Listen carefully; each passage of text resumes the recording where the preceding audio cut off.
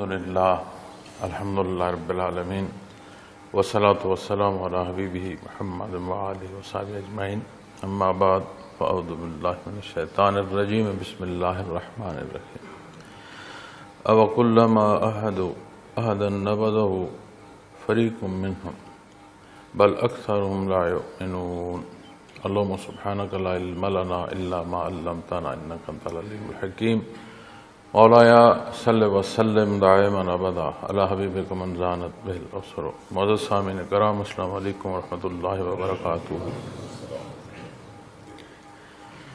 ارشاد باری تعالیٰ ہے، کیا ایسا نہیں ہوتا رہا کہ جب کبھی انہوں نے کوئی عہد کیا تو ان میں سے ایک طبقے نے اس کو توڑ دیا، بلکہ ان میں سے اکثر تو یقین ہی نہیں رکھتے.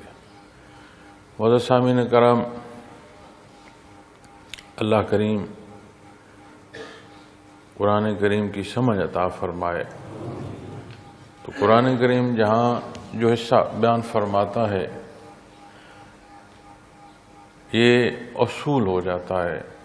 اب یہاں جو واقعات یا جو حصے بیان فرمائے جا رہے ہیں یہ بنی اسرائیل کے حوالے سے ہیں، اور جو متصل آیات ہیں کل بھی جمعۃ المبارک میں اسی جو متصل پہلی آیت ہے اس سے متعلق جو ہیں گزارشات پیش کی تھی. تو وہ جو انداز اس قوم نے من جملہ کلی طور پر جو خود بحیثیت قوم انفرادی حیثیت میں نہیں جیسا رویہ اختیار کیا، اللہ کریم نے وہ سارے ان کے رویے قرآن کریم میں بیان فرمائے. لیکن اس سے یہ سمجھ لینا کہ اسی قوم سے متعلق بات ہے اور بات تمام ہوئی، ایسا نہیں ہے. ویسے رویے جب کوئی اختیار کرے گا ویسے ہی نتائج پائے گا، چاہے وہ اس سے کلام ذاتی نے دنیا کے حوالے سے بیان فرمائے ہیں، چاہے وہ اس سے نتائج میں جو اخروی حیات جہاں عبدالآباد بات ہے وہاں سے متعلق. ایک پہلو جو اجتماعی عذابات کا تھا، بعثت محمد رسول اللہ صلی اللہ علیہ وسلم، رب کائنات نے جو احسان فرمایا مخلوق کو آپ کی بعثت سے، یہ بھی ایک رعایت نصیب ہوئی کہ من حیث القوم عذاب جو ہے وہ نازل نہیں ہوئے. اللہ نے ساری دھرتی پاک فرما دی، من حیث القوم عذاب جو ہے اسے اٹھا دیا. لیکن ویسا رویہ اختیار کرنا کہ جس سے قوموں پر عذابات نازل ہوئے وہ کیفیت اور حال بندے پر وارد ضرور کر دیتا ہے. آج ہم جب اپنے معاشرے میں نکلتے ہیں آپ غور کیجئے گا، بلا تفریق اپنی پسند اور ناپسند کو ہٹا کے ایک عجیب افراتفری سی آپ کو محسوس ہوگی. ایک ایسا ارتعاش معاشرے میں ہوگا جس نے ٹھہراؤ کو ہلا کے رکھ دیا. گھبراہٹ سی ہوگی، ایک دوڑ سی ہوگی، کسی کی کوئی شے پوری نہیں ہو رہی، نہ وقت پورا ہو رہا ہے نہ اوقات کے ساتھ کار پورے ہو رہے ہیں. صبح بھی ہو رہی ہے، شام بھی ہو رہی ہے. وہی ضروریات انسانی جو حضرت آدم علیہ السلام سے لے کر آج تک انسان کی تھی آج بھی وہی ہے. وہی بھوک ہے، وہی پیاس ہے، وہی نیند ہے، وہی آرام ہے، ہر پہلو وہی ہے. سردی بھی لگتی ہے، گرمی بھی لگتی ہے. اگر کوئی شے بدلی ہے تو تکمیلی ذرائع بدلے ہیں، ضرورت تو نہیں بدلی. تو کیا ہے، باہر سڑک پر نکلتے جائیں ایسا لگتا ہے کہ جیسے کسی ایسے ماحول میں آ گئے ہیں کہ جس میں کوئی تنگی اور تکلیف ہے اور ہر بندہ لڑنے کو تیار ہے. بات بعد میں ہوتی ہے، گلے پہلے پڑ جاتے ہیں. بھائی کیا سبب ہے، کون سی دشمنی ہے؟ وہ اثرات جو مجموعی معاشرے کا عمل ہے، مجموعی عمل بھی ہوتا ہے لیکن انفرادی عمل ہے، پھر ایک اجتماعی بھی پیدا ہو جاتا ہے. کثیر تعداد جب ہم دیکھتے ہیں بدعملی کی تو وہ ایسا اثر پیدا کرتا ہے کہ وہ اثرات کل معاشرے پر اثر انداز ہو رہے ہو. اب قوموں پر غلط ماپ تول سے عذاب آیا، قوموں پر ظلم کرنے سے دوسرے اقوام پر عذاب آیا، تکبر کے کتنے ہی پہلو قرآن کریم بیان فرمایا جس سے عذاب آیا. بد کرداری کے حوالے سے معاشرے میں دیکھو نا جی، جو حصہ کلام ذاتی نے بیان فرمایا جو سبب بنا عذاب الہی کا، کیا وہ معاشرے میں وہ حصے ہیں کہ نہیں؟ یہ تو اللہ کریم کا احسان ہے کہ آپ صلی اللہ علیہ وسلم کی بعثت. ہم تو یہ سوچتے ہیں نا کہ اجتماعی عذاب اٹھ گیا، اس کا بڑا باریک پہلو بھی ہے. جب اجتماعی عذاب نازل ہوتا ہے تو جس کی جو عمل کی کتاب ہے وہاں بند ہو گئی، میاں وہ سمیٹ کر اگلے جہان. جب یہ تکلیف دہ عمل جاری ہے، کمی بیشی ہو رہی ہے، تو ایک موقع یا دروازہ توبہ کا کھلا ہے. جب عذاب آیا، لحظوں میں قومیں اجڑ گئیں، فنا ہو گئیں، ملک الموت ایسی جگہ وارد ہوا، بے شمار تعداد ایک ہی لمحے لقمہ اجل ہوئی، تو عمل کی کتاب تو بند ہو گئی. اب اس ساری تکلیف میں بات یہ سمجھ آتی ہے کہ یہ کمزوریوں کی وجہ سے جو تکلیف ہے، قرآن کریم نے تکالیف اور آسائش دونوں کی نسبت یہ بیان فرمایا ہے کہ اس سے اللہ کی یاد جو ہے وہ نصیب ہونی چاہیے. پہلے توبہ کے حصے میں، پھر شکرانے کے حصے میں، اور دونوں صورتوں سے آزمایا جاتا ہے کہ کوئی پہلو ایسا ہو جس سے بندہ اپنا رخ خالق کی طرف کر لے، تو یہ اس کا انعام ہے، اس کا کرم. تو یہاں جو حصہ بیان فرمایا گیا ہے معزز سامعین کرام، اَوَكُلَّمَا أَحَدُوا أَحَدًا نَبَذَهُ فَرِيقٌ مِّنْهُمْ، کہ فرمایا جیسی بات پوچھی نہیں جاتی، سارے حقائق بیان کیے جا رہے ہیں اور اگلا جیسے لاجواب ہو جائے. مزید برآں بیان فرمائے کہ ایسا نہیں ہوتا رہا کہ جب کبھی انہوں نے کوئی عہد کیا تو اس میں ایک طبقے نے اسے چھوڑ دیا. اللہ کریم نے آپ کو رمضان المبارک کی ان بابرکت ساعتوں میں متکف ہونے کی سعادت عطا فرمائی، اللہ سے نصیب فرمائے. یہی بات کہ ہم عہد کا کرنا بحیثیت مسلمان، لا الہ الا اللہ محمد رسول اللہ، عہد ہے، بنیادی عہد ہے. یہی وہ ابتدا ہے جو بحیثیت مسلمان وہ عہد نصیب ہوتا ہے جو اس مخلوق کو مقصد تخلیق سے نہ صرف آشنا کرتا ہے، اس پر قائم کرتا ہوا اپنا جو مسافر ہے، اپنی بمنزل وہ ہوتا ہے، چل پڑتا. اب اس عہد کو ماننا کلی طور پر، بالعموم ماننے کی بات کرنا اور نہ ماننا، کچھ کا مان لینا اور کچھ کا نہ ماننا، اس کو جب ہم وہاں دیکھتے ہیں اللہ کریم نے اس قوم پر اضطراری طور پر بھی ماننے کا سبب فرمایا. قرآن کریم شہادت دیتا ہے کہ اللہ کریم نے کوہ طور ان پر معلق کر دیا کہ مان لو ورنہ کوہ طور تم پر گرا دیا جائے گا، مسل دیے جاؤ گے. اب عند اللہ کسی کا ماننا کوئی احتیاج پوری نہیں کرتا، چونکہ محتاجی اس طرف ہے نہیں. وہ ذات خالق ہے، احتیاج مخلوق کی طرف آتی ہے، خالق کی طرف نہیں ہوتی.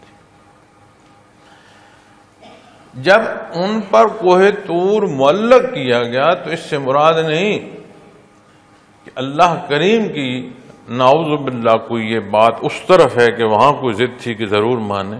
اس نے موقع دیا، فرصت دی، اور ہم مخلوق اپنے رویوں اپنی سوچوں کا اطلاق جب خالق کی طرف کرتے ہیں تو پھر بات سمجھ نہیں آتی، گڑبڑ ہو جاتی ہے۔ ہم نے کسی کو کوئی فرصت دی، پھر غصہ آ گیا، پھر کہا نہیں اس سے چھین لو۔ مخلوق کے رویے۔ کوئی طاقتور سامنے آیا، ہم نے معقومی اختیار کر لی، یہ مخلوق کا مخلوق سے رویہ ہے۔ ان سارے رویوں کو جب خالق کی طرف دیکھو گے تو جیسے اس کی ذات لامحدود ہے، اسی طرح صفات باری بھی لامحدود۔ تو وہ پہاڑ کا معلق ہونا کہ حق مان لو، یہ انہی کے فائدے میں تھا، اس کا کرم اور احسان تھا۔ اس نے حضرت موسیٰ علیہ السلام کو مبعوث فرمایا، اس قوم پر احسان فرما، اور وہ خوشبخت ہوئے جنہوں نے حق کا ساتھ دیا اور اپنی ساعتیں حق پر پوری کرنا انہیں جنہیں نصیب ہے، وہ خوشبخت تھے۔ لیکن بدبخت بھی بے شمار۔ جب پہاڑ معلق ہوا تو سب قوم نے مانا، ہم مانتے ہیں، ہم حکم پر عمل پیرا ہوں گے، تو پہاڑ ہٹا دیا گیا۔ کیا وہ ذات جو علیم ہے وہ نہیں جانتا تھا کہ یہ ابھی جو سوچ رہے ہیں ان کے دلوں میں ہے کیا؟ کل کیا ہوگا وہ نہیں جانتا تھا، یہ کس قدر اس بات پر قائم وہ نہیں جانتا تھا۔ یہ سارا حصہ بھی انہی پر اس کا احسان کہ اضطراری طور پر، بالعموم جو دنیا اختیاری ہے، اِنَّا هَدَيْنَا السَّبِيلَ اِمَّا شَاكِرًا وَإِمَّا كُفُورًا، اختیاری ہے، اضطراری طور پر کتنا احسان اس قوم پر فرما۔ پھر کیا کیا؟ اسی بات کو جب ہم اپنے حصے پر لائیں گے معزز سامعین کرام، ہم کیا کرتے ہیں؟ ہم نے من حیث القوم بحیثیت ایک مسلمان ملک کے سود کو جائز قرار دے رکھا ہے کہ نہیں؟ پھر بالعموم ہم نے ایک قانون بنایا کہ کوئی فرد سود کا لین دین کرے گا تو یہ ناجائز ہے، غیر قانونی ہے، شریعت اس کی اجازت نہیں دیتی، قانون اس کا اجازت نہیں دیتا، اسے قید کیا جائے، اس پر جرمانہ کیا جائے۔ ہم نے کوئی سزا بھی مختص کی۔ مجھے بتائیں کہ من حیث القوم حکومتی سطح پر ہم نے سود کو حلال ہی رکھا ہوا ہے تو کھا رہے ہیں نا، اسے کتنے ناموں سے پکارتے ہیں۔ انفرادی طور پر ہم نے کہا کوئی اور بندہ اس کا سود کا لین دین نہ کرے، یہاں ہم نے کہا دیکھا مسلمان ملک ہیں، ہم نے دینی حکم نافذ کر دیا۔ جنہوں نے یہ بات نافذ کی انہوں نے ساتھ یہ بھی کہا ہم نے سود کو حرام کر دیا، کوئی ایسا عمل نہیں کر سکے گا۔ تو من حیث القوم کیا ہے، ملکی سطح پر کیا ہے، اور یہ ایک بات ہی کافی ہے مزید بدعملی کا سبب ہونے کے لیے۔ چونکہ کوئی خوراک اس کے دو پہلو ہیں، ایک حصہ ہے جو وجود پر اثر انداز ہوگا، ایک حصہ ہے جو روح پر اثر انداز ہوگا۔ وجودی حصے میں اس کا خالص ہونا ضروری ہے، روحانی حصے میں اس کا حلال اور پاک ہونا لازم ہے۔ تو ہمارا معاملہ تو دونوں طرف سے درست نہیں ہے، نہ یہاں خوراک اصلی ہے، نہ کھانے کو حلال ہے، نہ پاک ہے، نہ وجود سلامت رہے نہ روح سلامت رہے۔ ہم کدھر جا رہے ہیں؟ کیوں؟ اس لیے کہ وہ جو ہم آسان سمجھتے ہیں یا ہماری پسند ہے اس کو تو ہم مانتے ہیں، اور جو ہمیں پسند نہیں، جو ہمیں مشکل لگتا ہے، اسے ہم کوئی نہ کوئی نام دے کر اس راستے کو، اس بات کو، اس حق کو اپنے سے ہٹا کر دوسرے راستے کی طرف اپنا قدم اٹھا لیں۔ تو اگر اس آیہ کریمہ کا اس حصے کو دیکھا جائے کہ کچھ طبقہ تو ایسا تھا جو عہد کو نبھاتے ہی نہیں اور توڑ دیتا ہے، ہم کیا کر رہے ہیں؟ کتنے ہی بینک اکاؤنٹس سود پر کھولے گئے ہیں، اور وہ جو اکاؤنٹ کا ہے، اکاؤنٹ ہولڈر جو ہے، ان میں کثیر تعداد نماز روزے کی، داڑھی کی، اسلامی حلیے کی بھی ملے گی۔ میاں یہ کیوں کھولا ہوا ہے؟ بھائی کیا کریں، میں تو استعمال نہیں کرتا، غریبوں میں بانٹ دیتا ہوں، صدقہ کر دیتا ہوں۔ کیسے ممکن ہے؟ کہ آپ حرام جانور جو ہے اسے کہیں حلال کر رہا ہوں.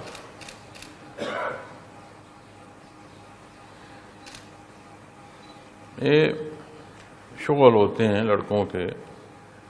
آج تو حالات بدل گئے. ہم بھی کوئی پرانے دور کے لوگ نہیں ہیں، اسی دور کے لوگ ہیں، لیکن ہمارے بچپنے تک یہ شغل دیہی آبادیوں میں لڑکے کرتے تھے. مرغے اٹھاتے تھے، ذبح کرتے تھے. تو شرارت بھی ہوتی تھی اس میں، کسی کے لیے تکلیف کا بھی سبب بننا. تو اسی طرح ایک معاملہ پیش آیا تو اس پر بحث جو ہے وہ ان سے میری چل پڑی. تو میں نے جو بات ان سے کہی، میں نے کہا چھری پھیرتے رہو، تکبیر مت پڑھو. کہا حلال نہیں کریں گے تو کہتے ہیں اب ہے چوری کا، حلال ہوگا کیسے؟ تو خون بہاؤ جو اس کی صحت کے حوالے سے ہے، میں اس کو حلال حرام میں کدھر داخل کرتا. تو شے حرام اس پر حلال پڑنا، اس میں بڑی باریکی اور نزاکت آ جائے گی. کیسے؟ آپ نے اللہ کے حکم کے مقابل شرع وضع کی. کیوں؟ اس نے ایک شے کو حرام قرار دیا اور آپ نے اسی شے کو حلال قرار دیا. آپ مقابل آ گئے.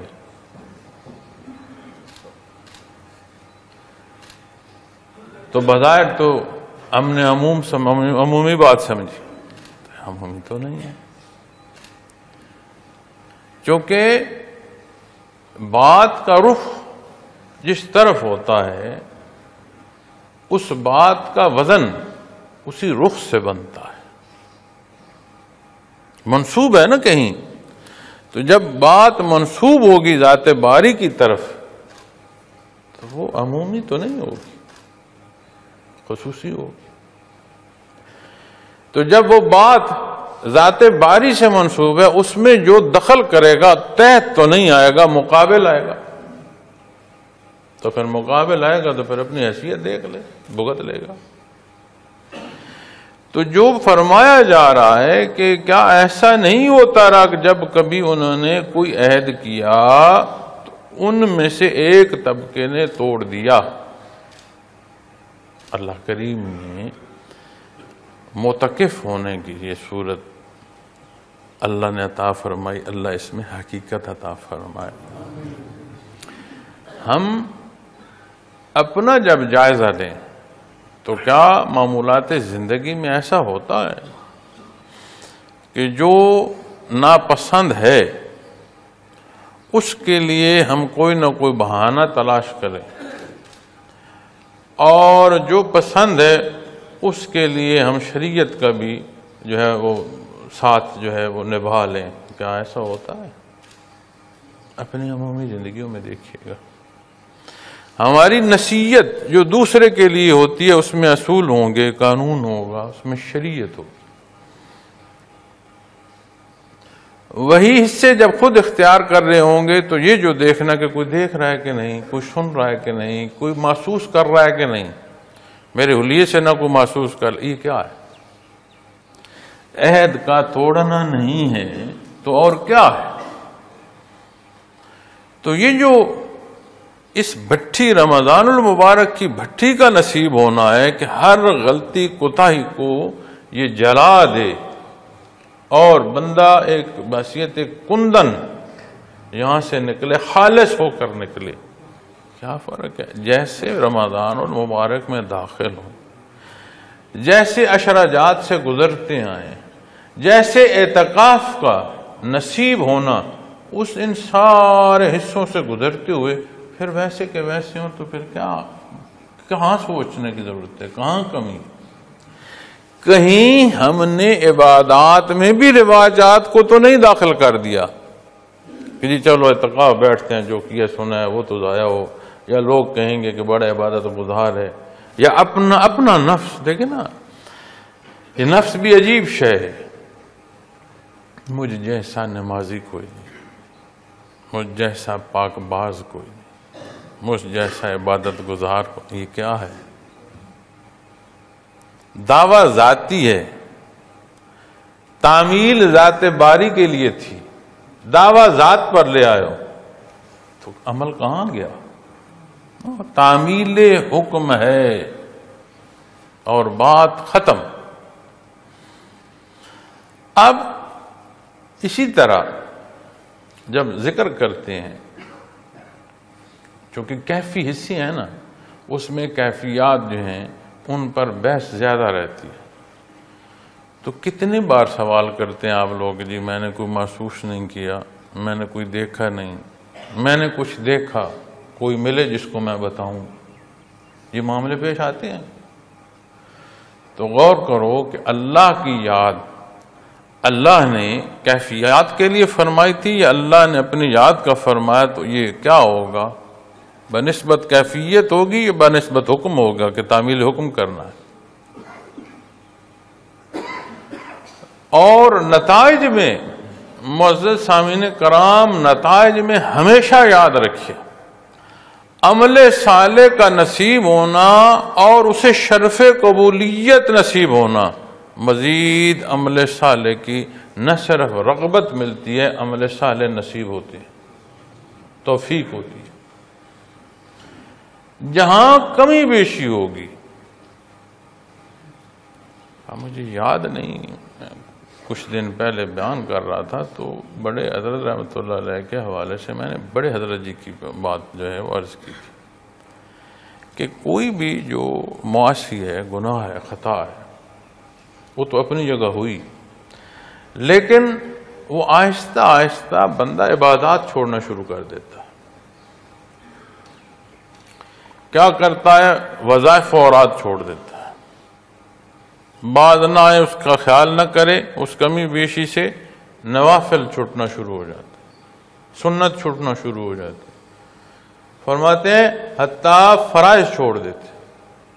تو جب عبادات میں ارتاش کمی کی طرف کا آ رہا ہے، کمی آئی، فوراً کھٹکا ہونا چاہیے کہ میں کوئی غلطی جو کر رہا ہوں، دانستہ نہ دانستہ نہیں، تلاش کرے، فوراً تلاش کرے، اپنے آپ سے سچ بولے، اس کی توبہ کرے، اس کی معافی اور تلافی کی طرف جائے، ورنہ وہ نقصان دینا شروع کر دے، ایک گھن کی طرح لگ جائے گی، اور تب سمجھ آئے گی جب ہر چیز کھوکھلی کر دے گی۔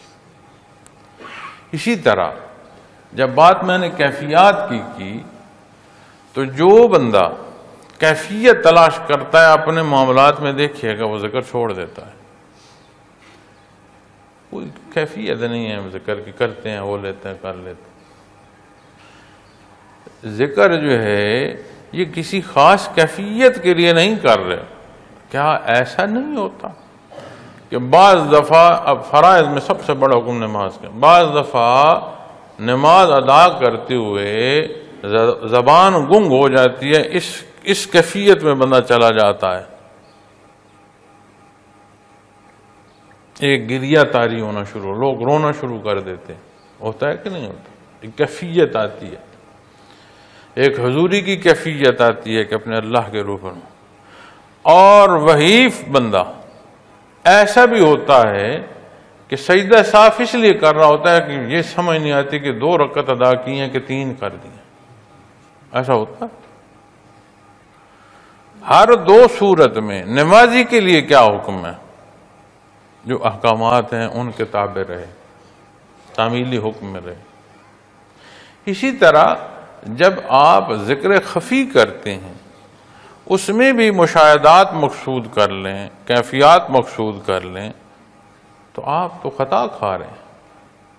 سادہ سی بات ہے، اللہ کا حکم ہے اور بس۔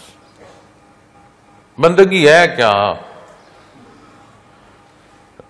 مسلمان کا مطلب کیا ہے؟ یہ کیفیت ہمہ وقت آمادگی کی ہے، ہمہ وقت آمادہ ہو تعمیل حکم پر، او نہ خانہ دل سے۔ ہاں دیکھنا ہے حاصل، تو اللہ کریم قبول فرمائے، ایک دن یا ایک موقع ایسا آئے گا کہ یہ بھی دیکھ لیا جائے گا۔ تو اس سے پہلے حضرت جی رحمۃ اللہ تعالی علیہ بے شمار دفعہ آپ نے فرمایا ہے کہ دیکھنا ہے تو اپنے اعمال دیکھو، کردار دیکھو. قرآن و سنت کے تحت ہے تو شرف قبولیت ہے عبادات کی، نہیں ہے تو کمی بیشی کر رہے ہو. مناظر سلوک دیکھنی ہے تو اپنا عمل دیکھو. اب بے شمار دفعہ آپ نے فرمایا. تو یہ بابرکت ساعتیں نصیب ہوئی ہیں، تو یہ پوری عبادت خشوع خضوع سے کریں، خالص اللہ کے لیے کریں. یہ جو اندر کی تفریق ہے نا، آدھا ماننا اور آدھا نہ ماننا، اللہ اس سے چھٹکارا عطا فرمائے. جب یہاں سے نکلے بندے مومن، معتکف کی صورت جو نصیب ہے، اس سے نکلے بالعموم زندگی میں جائے تو اگلے رمضان المبارک تک یہ کیفیت ساتھ جائے، یہ دوغلا پن نہ رہے. اس کے لیے کیا ضروری ہے؟ متوجہ اللہ ہونا، خالص عبادت کرنا. اب رمضان میں کیا ہوا ہے؟ اللہ کریم نے انسانی ضرورت میں حلال اور حرام، اجازت ہے یہاں پابندی ہے. رمضان المبارک میں اوصاف ملکوتی نصیب ہوتے ہیں، کم کھانا، کم بولنا، کم سونا. تو یہ کیا ہے؟ یہ فرشتوں کے اوصاف. اب منع کیا ہے؟ جو حلال کیا اسے بھی مخصوص وقت کے لیے منع فرما دیا، اور بندہ ثابت کر رہا ہے کہ میرے مالک کا جو حکم ہے وہ مقدم ہے، میرا کھانا پینا مقدم نہیں ہے کہ نہیں؟ تو اسی طرح جب یہ آخری عشرہ، اب ایک طاق رات تو گزر گئی، اس میں معتکف کیا ہے؟ اللہ کی رضا کے لیے فرد نے اپنے آپ کو ایسا مخصوص کیا کہ ساری دنیا کے معاملات سے کٹ گیا. بلا ضرورت مسجد سے باہر نکلنا کیا ہے؟ مسجد میں دنیا کے امور کی سرانجام دہی کیا ہے؟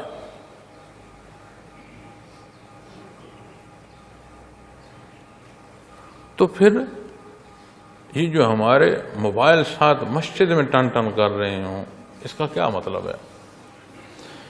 جس ذات کے لیے جو اس نے حلال حصے خوراک کے لیے جب اس نے منع فرمایا اسے چھوڑ دیے، تو پھر جس ذات کے لیے معتکف ہوئے اس نے حیات میں وہ کیفیت جو معاملات سے کٹ کی ہے اور وہ کیفیت موت پر وارد ہوگی، اس نے حیات پر اس کا حکم دیا. آمین. جب ہم نہیں ہوں گے تو پھر دنیا نہیں چلے گی. کون فیصلے کرے گا ہمارے خاندان کے؟ کون ضروریات پوری کرے گا؟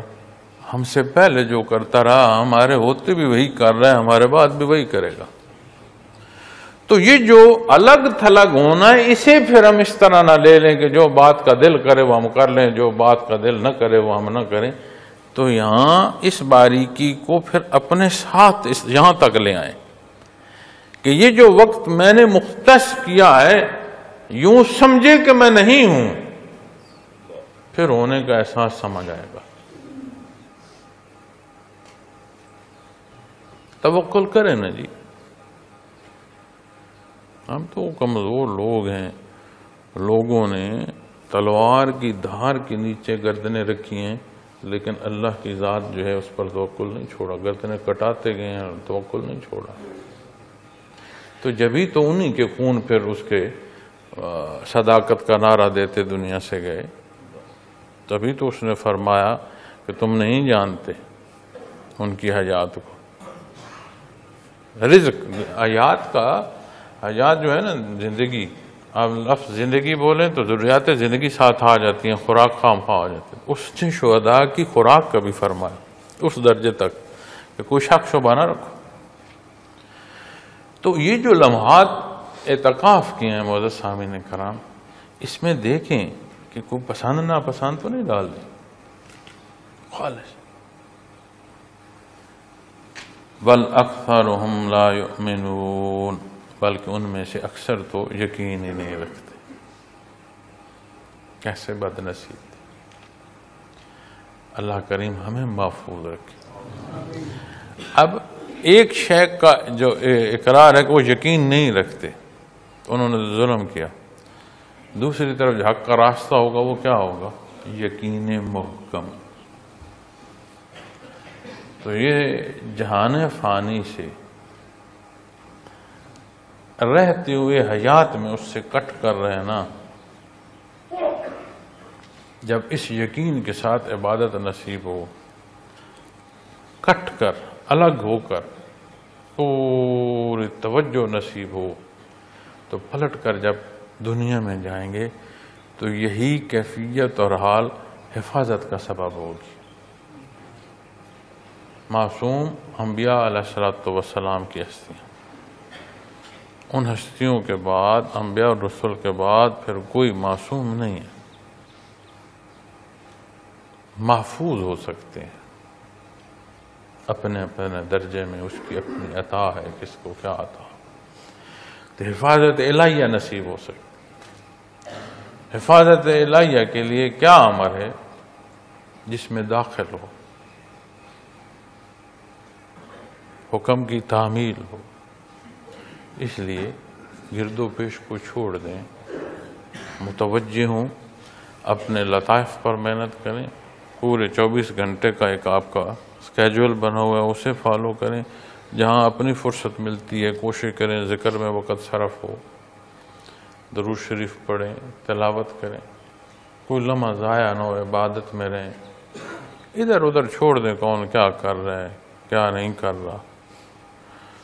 قیامت کے حوالے سے جو فرمایا جاتا ہے قرآن و حدیث میں، اس پر غور فرمائیں، نفس نفسی ہوگی، کسی کی کیا اپنی نہیں ہوش ہوگی کہ کہاں ہوں کیا ہو رہا۔ تو یہاں متوجہ ہونا نصیب ہو، ہر جگہ کی آسانیاں ہیں، اور اللہ توفیق عطا فرمائے کہ یہ جو فرمایا لا یؤمنون، یقین ہی نہیں رکھتے تھے، اس کا مطلب ہے کہ یہ یقین کا نہ ہونا کتنی بڑی بد نصیبی ہے، تو خوش بختی کیا ہوگی؟ یقین کا نصیب ہونا۔ اور یہ جو تاریخ صوفیاء میں الگ بیٹھ کر عبادات کا یا ایک تصور دیا گیا ہے، اس سے مراد یہ نہیں تھی کہ دنیا کو چھوڑ کر کہیں جا کر بیٹھنا۔ قادر رحمۃ اللہ تعالیٰ علیہ اس بات سے یہ اختلاف فرماتے تھے، وہ فرماتے تھے کہ یہ لوگ تو مخلوق کو دین سکھاتے تھے، الگ جنگلوں میں کہاں جانا ہے۔ ہاں یہ الگ بات ہے کہ جہاں یہ بیٹھتے تھے وہاں مجمع لگ جاتا تھا، تو حکمرانوں کو یہ تکلیف ہوتی تھی کہ کہیں ہماری حکومت کے کوئی خطرہ نہ بن جائے، تو وہ نکال دیتے تھے۔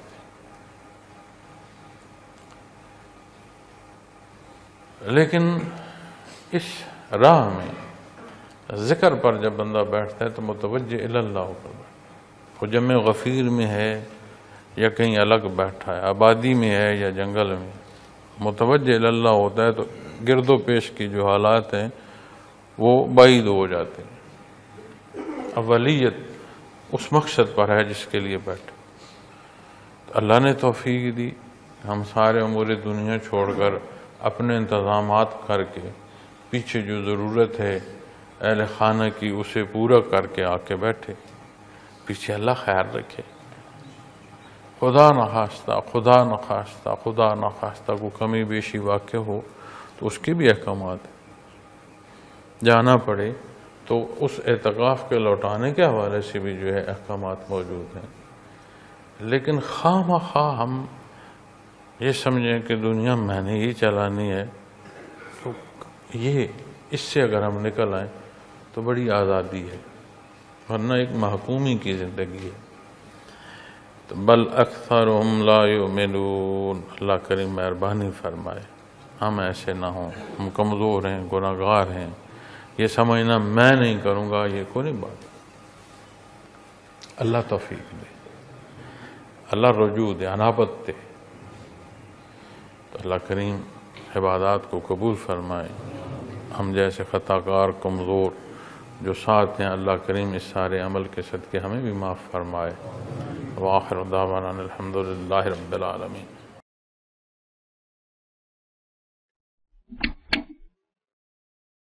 اگر آپ کو یہ ویڈیو پسند آئی تو لائک، شیئر اور سبسکرائب کرنا نہ بھولیے۔